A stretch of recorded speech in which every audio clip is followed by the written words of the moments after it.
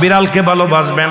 ও মুসলমান শুনে নাও, আল্লাহ নবীজি, ও মুসলমান শুনে নাও, দিলের কান্ডা লাগা শুনে নাও, পৃথিবীর মধ্যে মহামানব যারা আছে দুনিয়ার মধ্যে বিড়ালকে ভালোবেসেছে।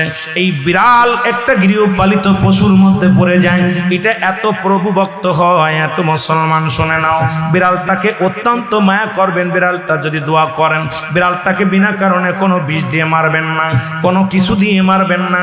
ও মুসলমান শুনে নাও, বিড়ালটাকে যত্ন করবেন। বিড়াল যদি অভিশাপ করে, বিলাই যেটা বলা হয়, অভিশাপ করলে সঙ্গে সঙ্গে আমার আল্লাহ কবুল করে নাই। বিড়ালের অভিশাপে মানুষ ফকির হয়ে যায়, বিড়ালের অভিশাপে মানুষগুলো ধ্বংস হয়ে যায়, বিড়ালের অভিশাপে দুনিয়ার সংসারের মধ্যে অশান্তি লেগে যায়। বিড়ালকে ভালোবাসলে, ও মুসলমান শুনে নেও, এই বিলাইকে ভালোবাসলে, বিলাই যদি দোয়া করে, বিলার দোয়ায় আল্লাহ দরবারে অনেক ফায়দা লুটতে পারবেন। জোরে জোরে চিল্লায়া বলা যাবে না মারহাবা।